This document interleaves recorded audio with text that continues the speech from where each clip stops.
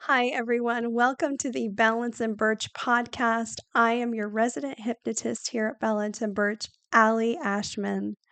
And today we're going to be talking about something that so many people struggle with during the holidays, and that is holiday stress. And I'm not talking about the kind of stress where you're trying to get things done or get time off of work, wrapping your presents in time, etc. This is the kind of stress that many people just want to avoid the holidays together. For a while, and for some, while this holiday brings warmth and connection, for others, it brings pressure. It's complicated family dynamics. They're dealing with grief or financial strain, or the feeling that you're just supposed to feel happy and joyful when your heart's not in it. If that's you, you're in the right place, and we're going to talk about those things.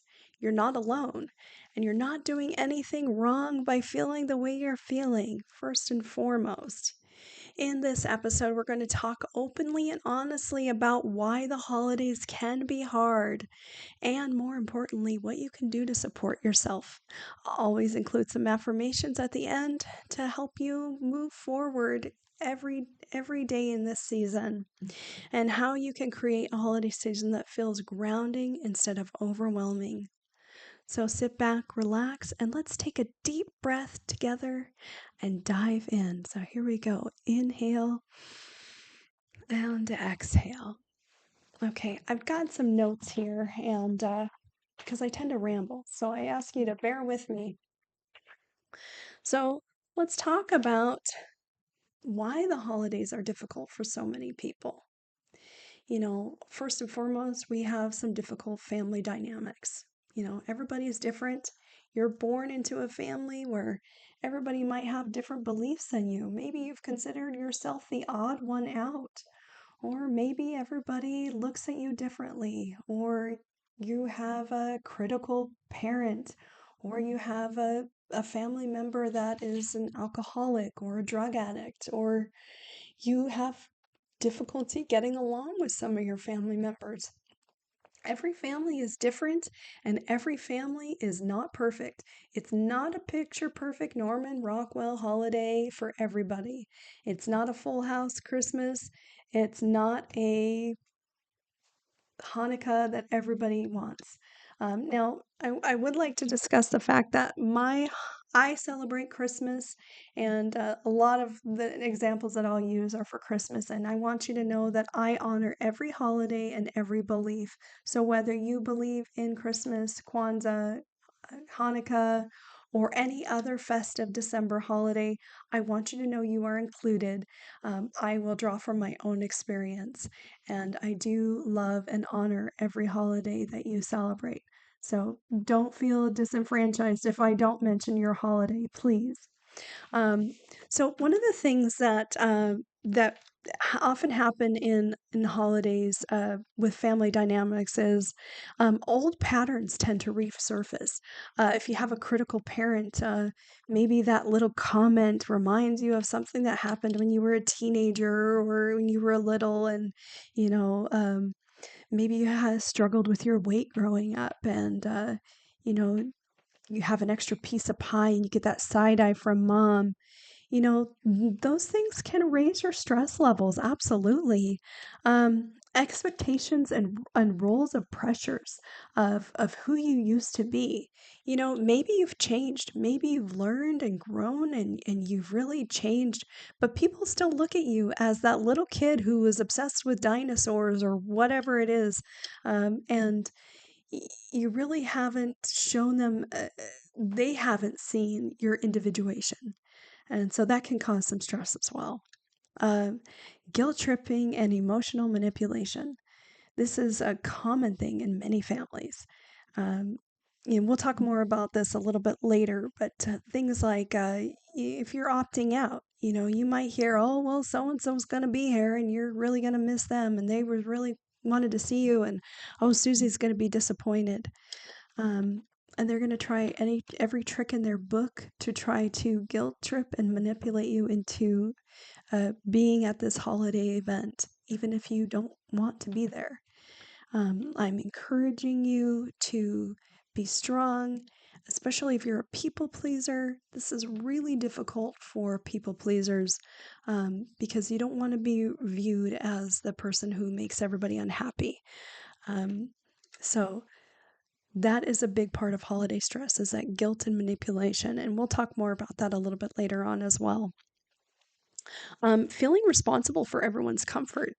Now, listen, this is, if you're playing host, it comes with the territory, but it is not your job to ensure that everybody has a great time. If you're the eldest daughter, or you've been assigned to make sure everybody has a drink in their hand at all times, no, you can say no. You can definitely opt out of that. You can say, I'm just going to be responsible for myself.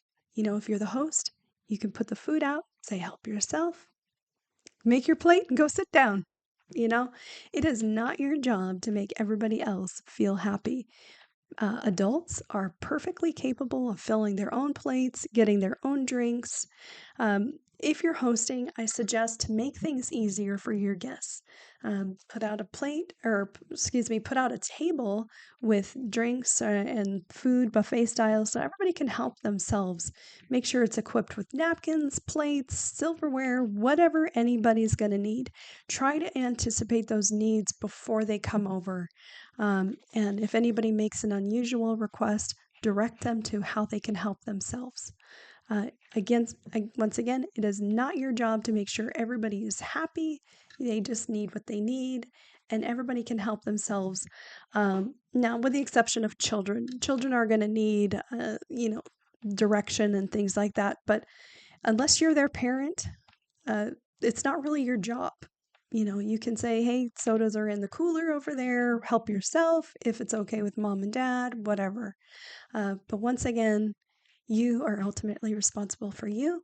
And it is not your job to put on a dog and pony show to make sure everybody is happy at the holiday. Grief. A lot of people are dealing with the loss of a loved one, and especially in the first year, that grief makes the holidays very, very difficult and very stressful. And that's very common. It's a painful time, and you remember, especially if you had a very close relationship with that person, it can definitely amplify their absence. Traditions can feel incomplete or painful. And in those kinds of cases, I'm going to encourage you to maybe forgo those traditions. If they don't feel good to you and you feel obligated, you don't have to do them. Now, if it's something that's like, it makes me feel good to know that grandma would be happy that we're carrying on this tradition, go for it. But don't feel obligated. And if somebody says to you, oh, well, grandma really would have liked this, can we do this? If your heart's not in it, you can say, hey, I'm not there, but if this is a role that you want to take on, I'm happy to let you take care of that, and I will be present for it, but I'm not going to do that. If it's a special dish that she cooked and, maybe you don't even like cooking, and maybe your cousin does, or your brother, whatever. If they're willing to take on that tradition, if it's that important to them, you can give that up to them. Pressure to be festive when your heart is heavy. Now, listen, this is a big one. If you don't feel like showing up at the holiday event because your heart's not in it, don't force yourself to go, because it's only going to amplify those feelings. You're going to feel very sad, and you're going to try to put on a show, and it's not going to feel good in your body. If you are feeling called to stay home and eat a turkey sandwich or binge watch your favorite shows, whatever, do that. Do what makes you feel good, not obligated. I'm going to say that again, and I'm going to repeat myself a few times in this podcast. Do what makes you feel good, not obligated. Consumerism and financial stress. This is a big one, especially this year. 2025 has been a very difficult year for many, many people. We've had inflation, rising costs of things. We've had furloughs, layoffs. The government shutdown caused a lot of people to lose their jobs or, not get paid for some time. And those bills are still due. And prices of things have just soared. Even fast food meals have gotten very expensive. And it's okay to scale back for the holidays. But those financial strains really, really amplify the stress that we feel at the holidays. Um, Particularly, a lot of things that we've seen lately trending up is the consumer of culture of pushing bigger and better presents. Like everybody's got to have the latest thing, the biggest thing, the newest thing. Um, it seems like electronics seem to be getting more and more expensive, and they always seem to make their debut in October, November, uh, just in time for the holiday season. A lot of kids in my neighborhood want those e-bikes, and those are very, very costly. If you don't have the money for it, don't put yourself into more financial stress or credit card debt. We don't know what the future holds, and it was a very difficult year for a lot of people. Um, Social comparison when buying or spending. You might hear that Joe at your office is getting his kids a cruise.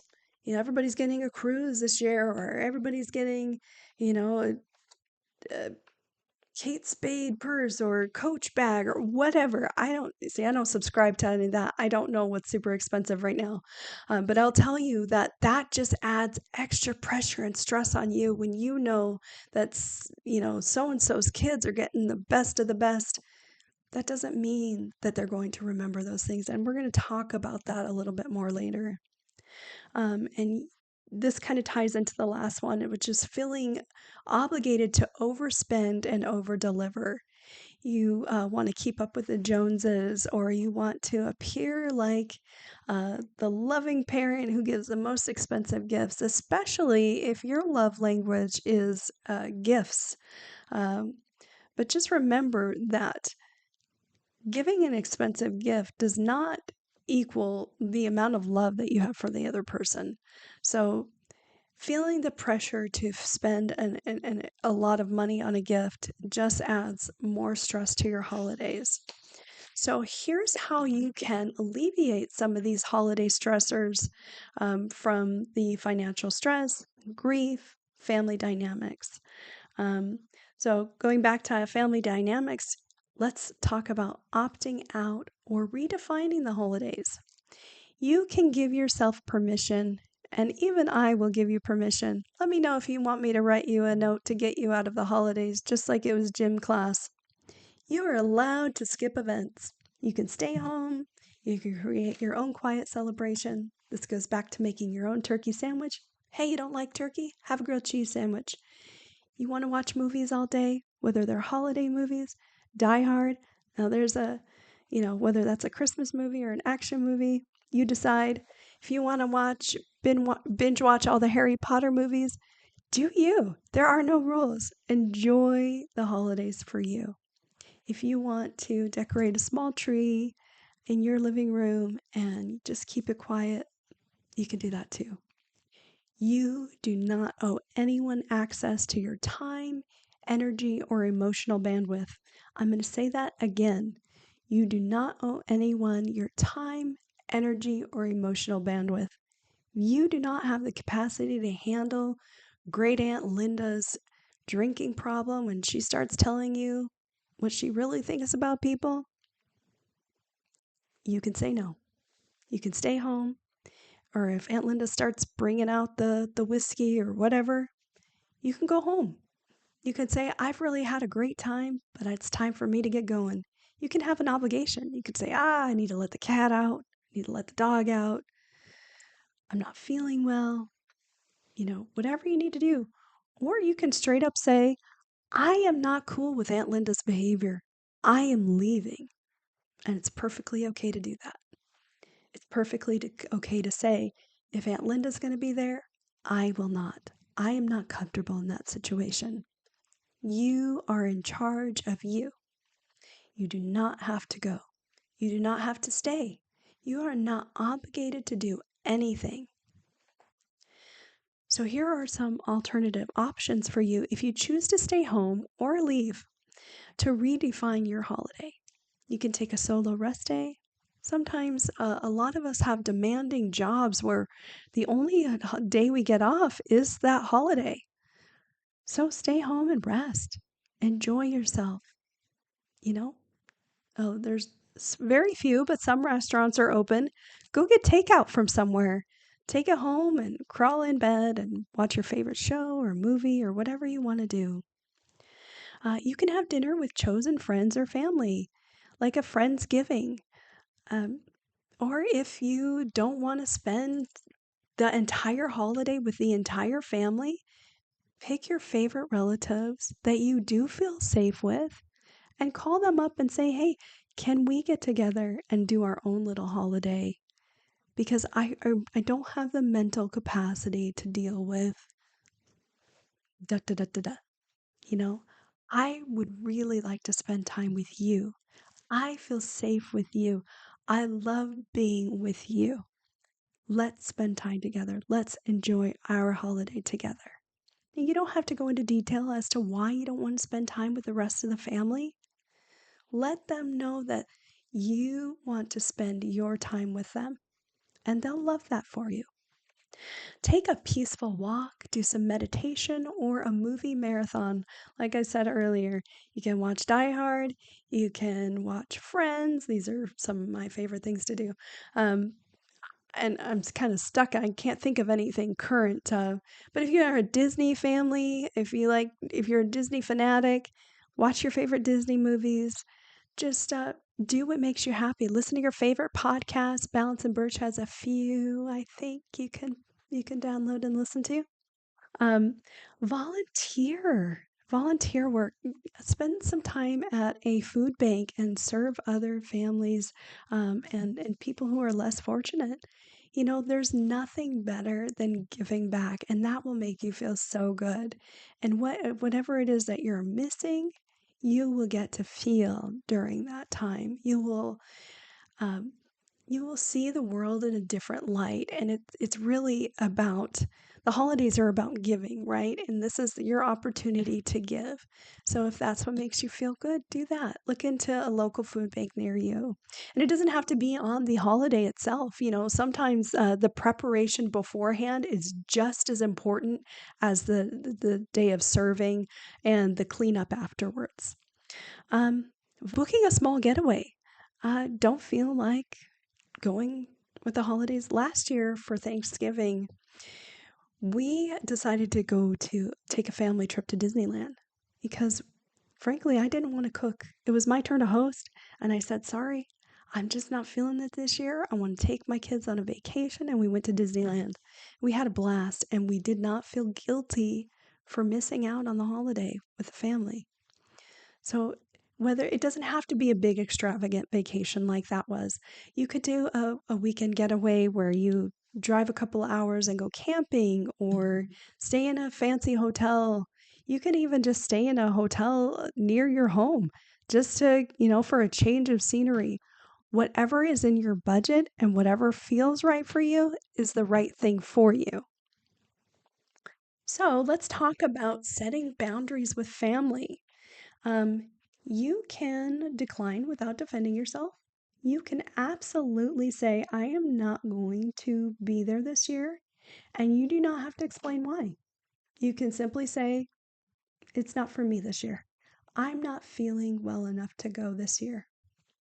You don't have to explain yourself or give reasons why you don't feel safe spending the holidays with your family. Saying no is enough. Saying no is a full sentence. Say it with me. No. Do you want to come to the holidays? Do you want to come to my house for the holidays this year? No. No, thank you. Why?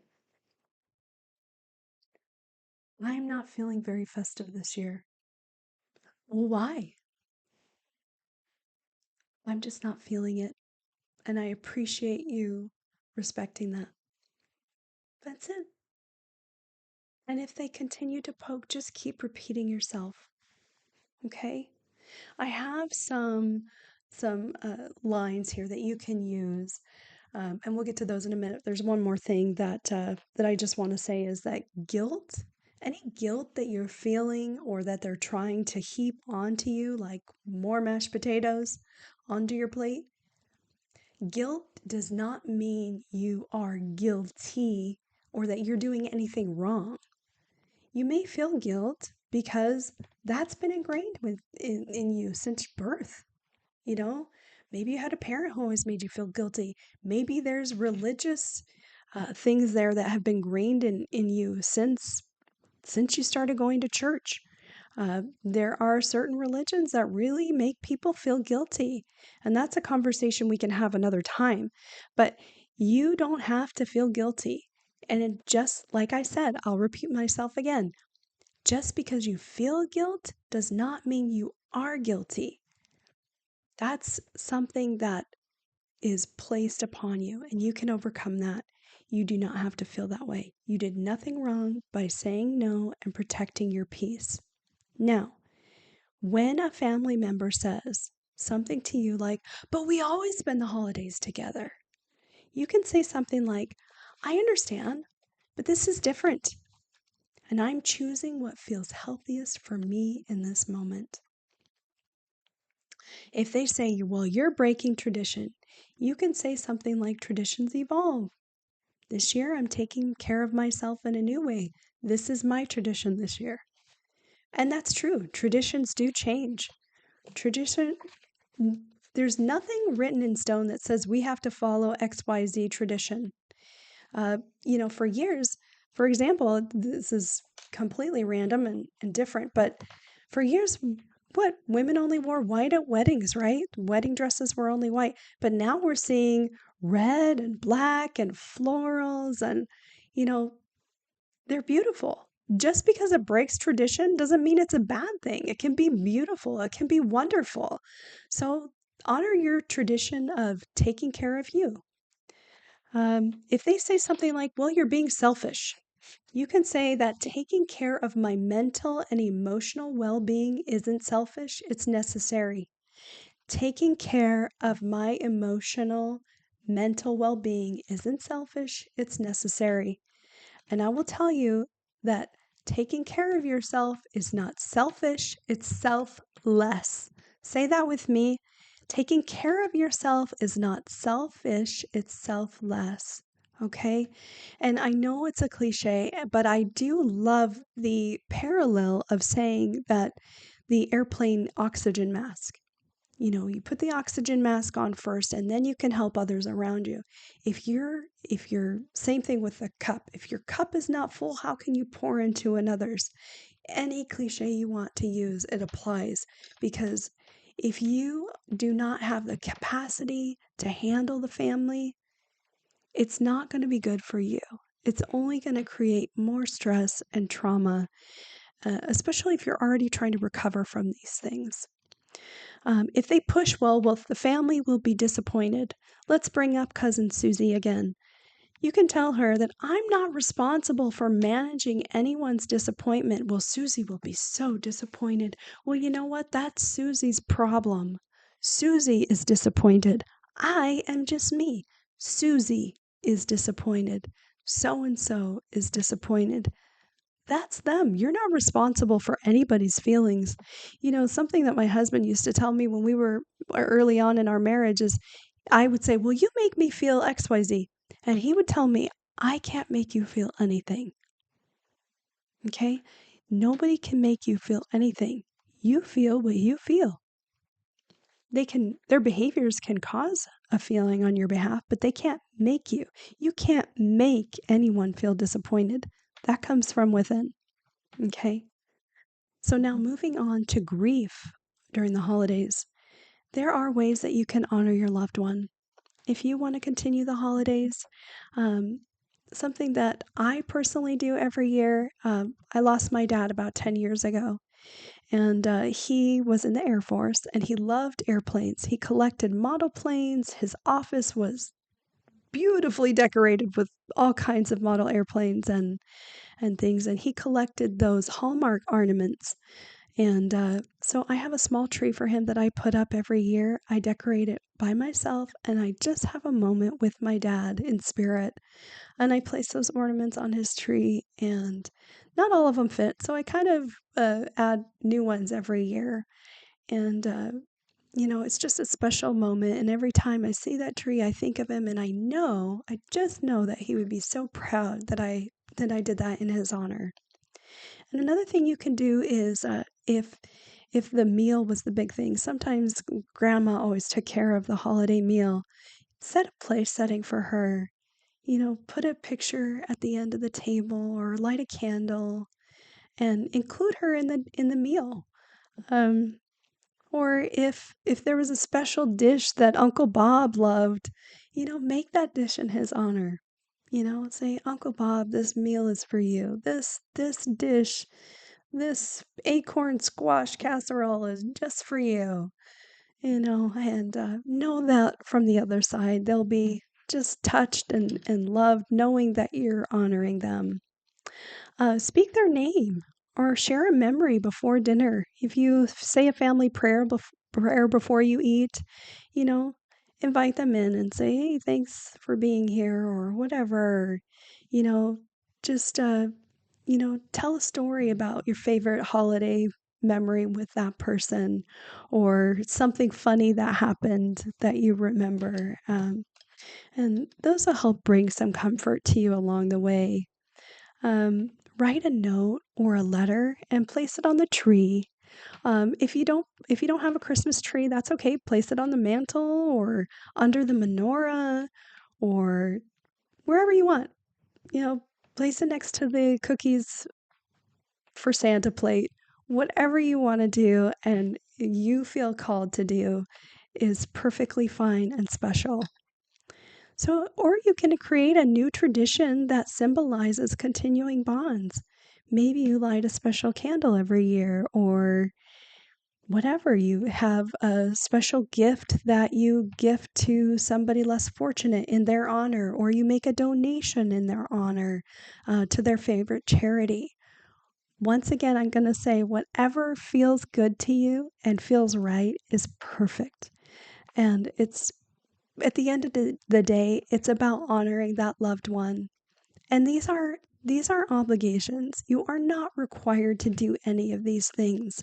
But if you feel called to still remember them and bring them and invite them into your existence, do that if it makes you feel good. If it doesn't, and you will know if it doesn't, you don't have to do anything. They will understand, and you don't have to have any guilt associated with that.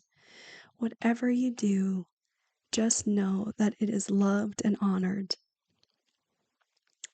So uh, let's also reframe this experience and know that even though you can't see them, you may not necessarily be able to feel them, but know that they're still with you. Their love, their imprint, their present lives within you. And they're sharing their moment with you in their own way. And they're sending you love from wherever you believe that they are. So now let's shift gears and talk about consumerism and financial stress that is related to the holidays. One thing that I've done as my kids have gotten older is I've scaled down with them. I set a budget for them when they reach a certain age. I have an adult daughter and a teenage son, and they their budgets are different. It does not have to be equal across the board, and a lot of parents may disagree with me on that. But you know, there are certain things that one may need versus the other. So here's a few different options that you can do, whether this applies to your children or your immediate family or whoever. Um, and it's not something that I have subscribed to, but I know that it works with a lot of families, is the 4-gift rule. This is something they need, something to wear, something to read, and then something that they want. That way, you're kind of fulfilling all of their needs. Education is really important. Making sure that your kids read is really, really important. Of course, we all need clothes. We all need new underwear, new socks, whatever. And I know as a kid, we hated opening socks and underwear, but let me tell you, at my age, if somebody got me some of those essentials, I would love it. I'd be so appreciative. That's just one less thing I have to shop for. So, so let's also talk about experiences. I'm going to ask you to think right now and pause the podcast if you need to, and think about something that you have gotten that was the most expensive gift that you just absolutely knew that the person who gave it to you was super special, and you've never forgotten this gift.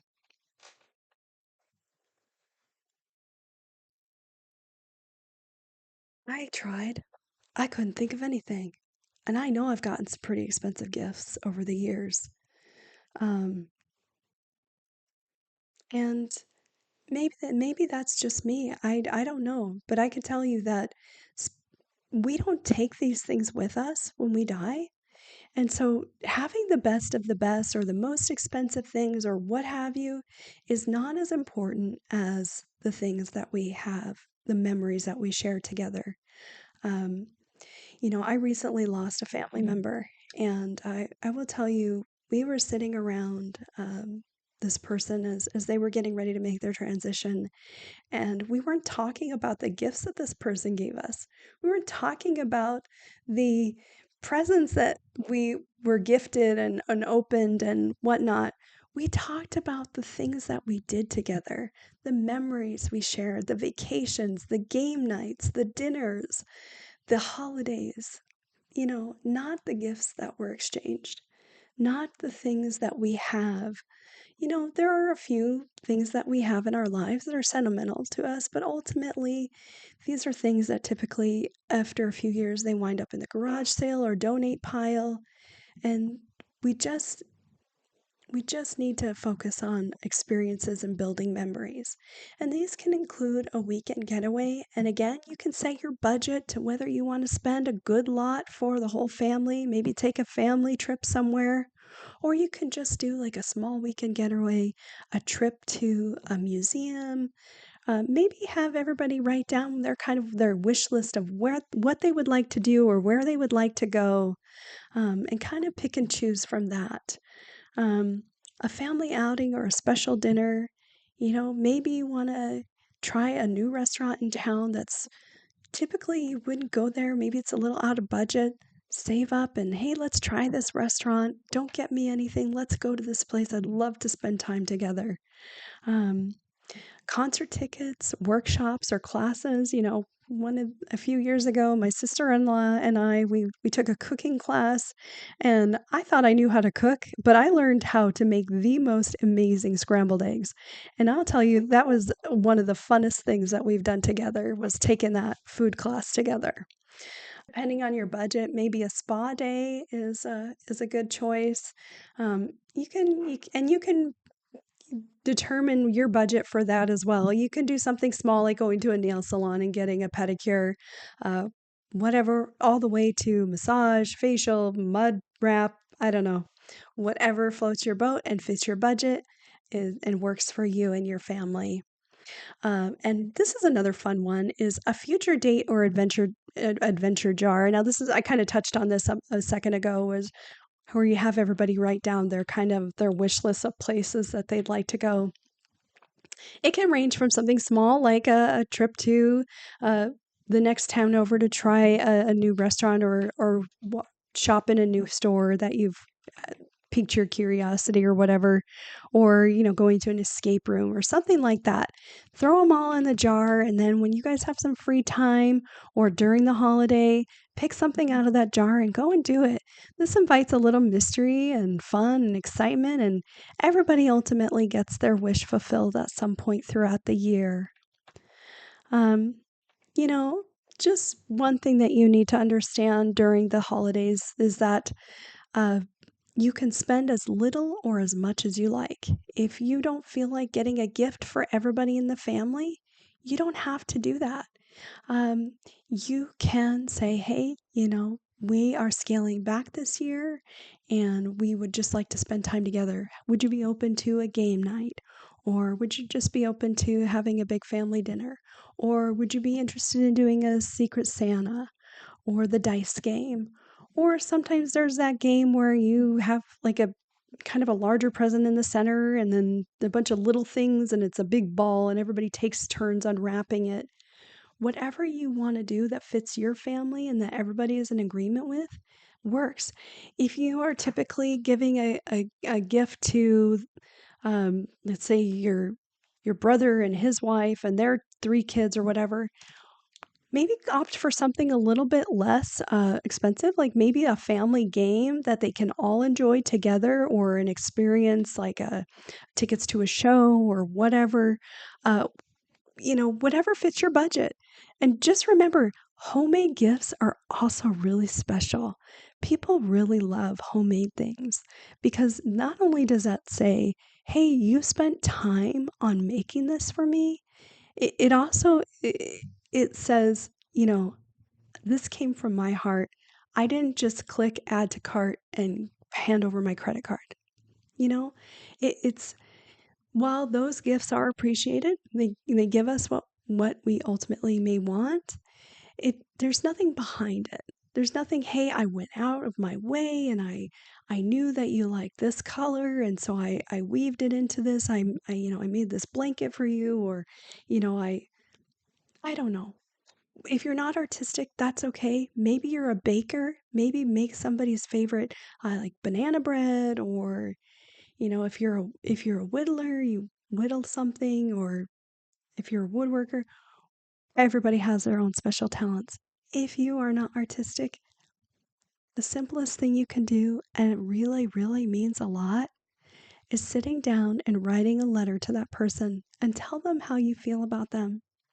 Tell them what makes them special to you in your life. And I guarantee you, they may never tell you, but they will keep that and they will treasure it forever. Those things really go a long way and they're very, very special.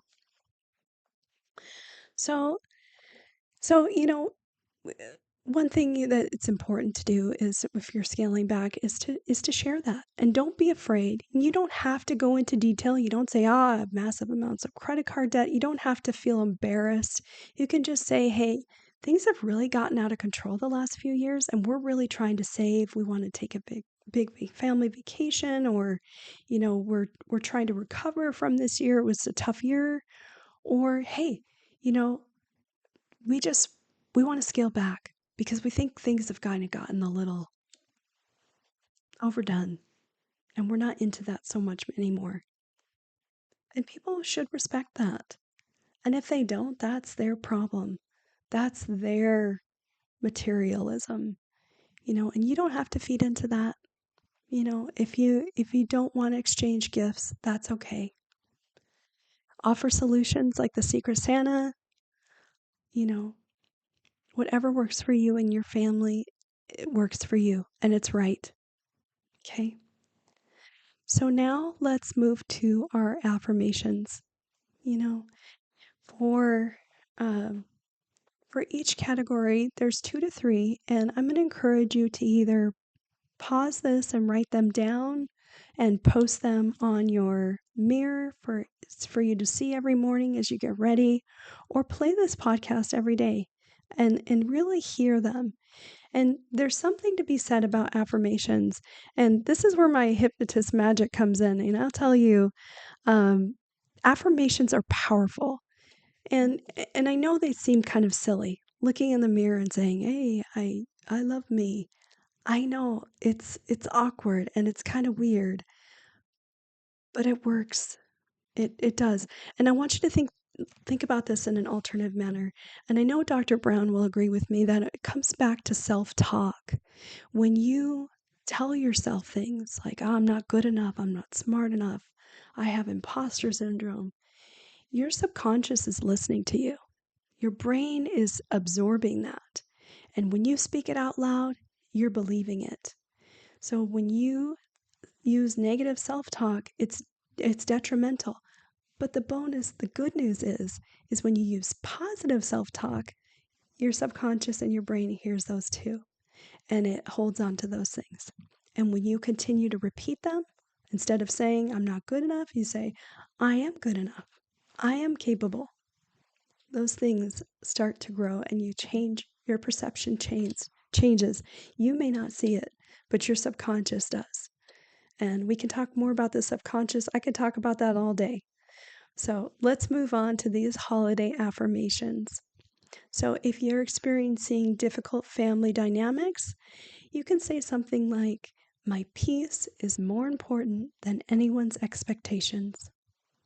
My peace is more important than anyone's expectations. I am allowed to choose what supports my well-being. I am allowed to choose what supports my well-being. I honor my limits without guilt or apology. I honor my limits without guilt or apology. And then for grief and missing loved ones, I allow myself to feel what I feel with tenderness. I allow myself to feel what I feel with tenderness. My loved one lives on in my memories, my heart, and my stories. My loved one lives on in my heart, my memories, and my stories. I can create new traditions while honoring the past. I can create new traditions while honoring the past. For financial pressure and consumerism, you can say something like, I don't need to overspend to show my love.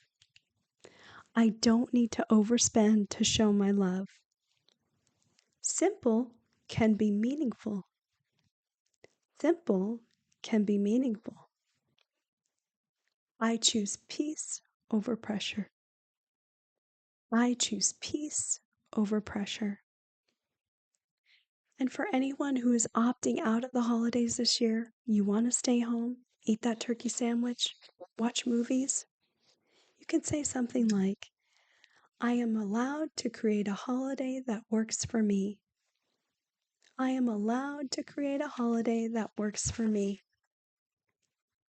Rest is just as sacred as celebration. Rest is just as sacred as celebration. My value doesn't depend on what I do, what I give, or whom I show up for. My value doesn't depend on what I do, what I give, or who I show up for. And those are your holiday affirmations. And if those don't work for you, these aren't set in stone. Feel free to adjust them, rewrite them, work them for however you work, as long as you are telling yourself something good, something positive that really reframes your holiday in a better light. This holiday season is not a test of loyalty, strength, or resilience. It's an invitation to rest, reflect, and choose what supports your emotional and mental well-being. I want to thank you for tuning in today and listening to Balance and Birch's podcast. Again, I'm Allie, the resident hypnotist. If you're interested in any of the services that Balance and Birch provides, please visit our website at balanceandbirch.com. And I want to remind you to have a wonderful holiday that works for you. Wishing you a balanced mind and a balanced holiday this year. Thanks.